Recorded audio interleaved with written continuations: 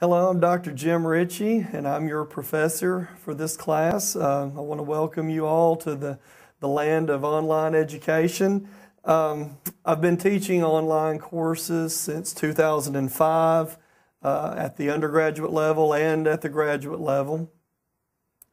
And one of the things I think that has helped me as an online professor over the years is the fact that I, at one time, was an online student. I took online classes during my master's degree and my doctorate, so I know what it's like to be on the other side of the computer screen, so to speak. So anyway, for those of you who this is your first time to take an online class, that's fine. For those of you who've taken many before, that's great too. I teach the course the way that I, as a student, wanted the course to be taught. So I try to make it as clear as possible. I try to make sure all of your questions are answered. But anyway, I have a few tips that I want to pass on to you that will help you be successful in most, if not all, of your online classes. First, you need to read all of the course information. Click on the links, read the instructions, read the tips, read the FAQ. Read everything that you can that I have listed there, especially the syllabus and the assignment setup, because those aren't going to change, and they're a lot of helpful information in there. One of the, I guess, the keys to being unsuccessful in an online course is procrastination. Procrastination is sort of the one thing that will really hurt you in the online course, because we don't meet every day or every week like other classes. A certain amount of responsibility is placed on the student to make sure that he or she works ahead to complete the assignments by the deadlines.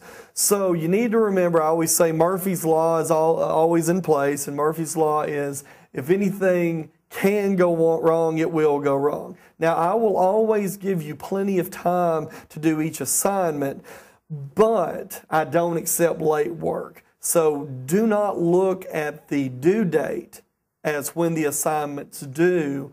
Look at the dates as deadline dates, as in this is the last moment in time that I can submit this, okay? And that will help you a lot, because I think my deadlines are all set at like 11:59 p.m., so I try to give you to the last minute of the day to get it in, to submit it correctly. I would advise you to submit all assignments at least 24 hours prior to that deadline, because that gives you that little window, because you never know when, a lightning storm is going to come up and knock your electricity out, or, flash drives fail, cars crash, all kinds of things happen. And if you give yourself that 24-hour window, you still have that next day to run to the library or go to a friend's house or something, or come up to the library or wherever it is you can go for a backup computer to get that assignment in by the deadline. But once the deadline passes, I do not accept it late.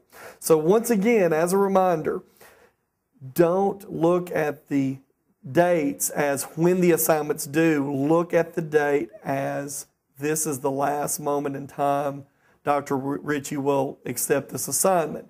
Now, you can submit early. I have no problem, and I would encourage you to submit early, even earlier than 24 hours. And you can submit early, and if you realize, oh, I made a mistake, or I need to go back and adjust that, you can do that as well. You have up until the deadline to submit it as many times as you want, and I'll just grade your last submitted grade, because I do not start grading these assignments until the deadline passes, because I want to give you as much time as you need to be able to complete the assignment. So keep that in mind as well. A few other tips that will help you. Try to log in to the course daily. think of it like a Facebook account if you're on Facebook or Twitter or whatever social media you engage in. Try to log in and check your email daily, because that's really how I'm going to communicate with you through the course email, essentially. So just get in a habit, log in, check your email, and look around, and then get out. You don't have to spend a lot of time within the course each day, but just get in a habit of checking in every day, because occasionally I will send emails to the entire class that may clarify a question a student may have, or may respond to a discussion post, or give extra information that may be helpful. So just kind of keep that in mind. That'll help you in all of your courses, not just mine. I am an education expert, an English expert, and a pedagogical expert, but I'm not a computer expert. So if you have computer problems or problems with the online course, technical issues, then make sure that you get help from tech support at the college, because, it may be something simple as you have the wrong Java, or you have the wrong browser, or something's not working, but those folks can help you with that. Just give them enough time. Once again, that procrastination thing, don't wait till the last minute and then complain that, I couldn't get in touch with tech support at 10 o'clock at night. Well, they may be closed. If you give yourself time, then you can get your questions and answers answered in a timely manner, hopefully before any deadline. And one thing that I would also remind you is this course is something that you're going to have to spend the same amount of time working on materials within the course as you would if you were taking this in a traditional classroom. The class might meet 3 hours a week, or roughly 3 hours a week, give or take. You're going to need to spend at least that much time working on the materials, especially the reading, and then even more than that, because even a 3-hour class, traditional class, you'll have homework and work outside of class. So, plan about 6 hours a week devoting to the course to be successful. Another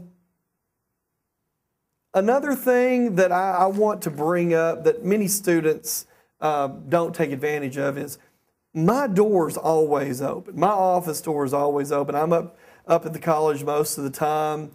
But if we can't do a face-to-face conference because it doesn't fit in with your schedule, we can always do a telephone conference. And I would suggest that if you have any questions or concerns or about your grade, about an assignment, maybe when I returned your papers and gave you comments for revision, or comments for maybe some deficiency I found, and you don't understand it, a lot of times I'm very quick to say, hey, let's just pick a phone up and we'll go over it together, because I don't like to get in an email back and forth several times, because sometimes that just creates even more confusion.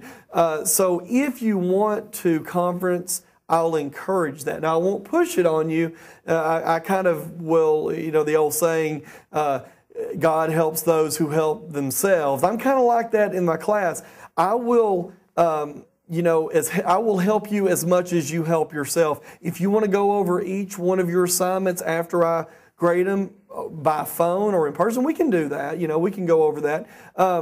Depending on where you live in the situation. I know some online students, you may be taking this course from overseas, so obviously face-to-face may not work, but we can always do a phone conference if we have to, and so keep that in mind. I do encourage that, because at the end of the course, what you want to be able to say is, look at yourself in the mirror, regardless of the grade that you made, and say, did I do everything I could do to be successful in this course? Did I do all of the assignments? Try to go through the course and not take any zeros. Now, I do drop your lowest assignment grade. I do not drop test grades, but I do drop your lowest assignment grade, so everybody gets kind of one free do-over. But you need to really try to stay on top of your assignments, and do not hesitate to ask questions when you have questions, because that's what's going to ultimately give you the success and the confidence you need to be successful within the course. I check my email daily, most of the times on the weekends as well, so you shouldn't You should get a response from me usually within 24 hours. On the submitted assignments, you should be able to get your grade back approximately 48 hours after the deadline passes, because it takes a while to go through all of them. But if you have any questions, email me and we'll get them resolved. And I look forward to working with you this semester.